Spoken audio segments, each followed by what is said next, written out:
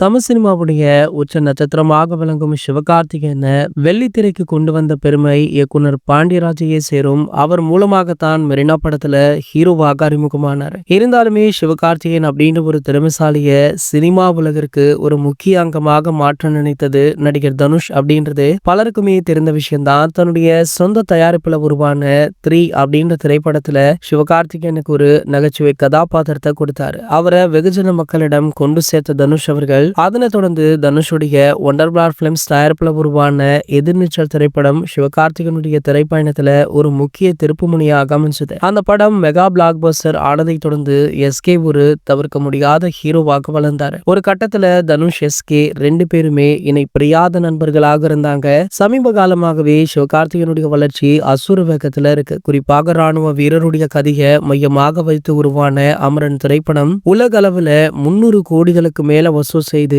ஒரு மிகப்பெரிய சாதனையை படைச்சது. இந்த வெற்றியை தொடர்ந்து இயக்குனர் சுதா கோங்காரா இயக்கத்துல சிவகார்த்திகேயன் நடித்த பராசக்தி திரைப்படம் கடந்த 10ஆம் தேதி வெளியாச்சு. படம் வெளியான முதல் காட்சியிலிருந்தே ரசிகர்களிடையே பாசிட்டிவான வரவேற்பு பெற்று வருது. இந்த நிலையில பாத்தீங்கன்னா நடிகர் தனுஷ் அவர்கள் எக்ஸ் தளத்துல ஒரு பதிவு ஒன்றை போட்டிருக்காரு. அதாவது மலையாளத்துல சமீபத்துல வெளியான எக்கோ அப்படின்ற திரைப்படம் ஒரு மாஸ்டர் பீஸ் அப்படின்னும் அதுல நடித்த நடிகை மோமின் நடிப்பு உலகத்தரம் வாய்ந்தது அப்படின்னு புகழ்ந்து பேசியுமே இருக்காரு. ஆனால் இவருடைய நண்பரான சிவகார்த்திகேயனுடைய பராசக்தி திரைப்படத்தை பற்றி ஒரு வார்த்தை கூட பேசல அப்படின்னும் இருவருமே தற்போது மோதல்கள்ல தான் இருக்காங்களா அப்படின்ற கேள்வியை இன்னுமே வலுப்படுத்தியது. ஒரு சில வருடங்களுக்கு முன்பாகவே இந்த பிரச்சனை இருந்தது. அந்த பிரச்சனையை தீர்த்து வைத்ததே நடிகர் ரஜினிகாந்த் அவர்கள் தான் அப்படின்னு தெரிய வந்திருக்கு. மேலும் பாத்தீங்கன்னா ரஜினி சார் தனுஷ் அவர்களுடைய படங்களை பார்த்து வாழ்த்து தெரிவிப்பாரோ இல்லையோ சிவகார்த்திகேயனுடைய படங்களுக்கு வாழ்த்து தெரிவிக்க மறந்ததே கிடையாது. சமீபத்திய பராசக்தியுடைய வெற்றி விழாவில் கூட நடிகர் சிவகார்த்திகேயன் அவர்கள் இதை பற்றி பேசியிருந்தார் அப்படின்றதுமே குறிப்பிடத்தக்கது. இது போன்ற செய்திகளை பத்தி நீங்க உடனே தெரிஞ்சுக்க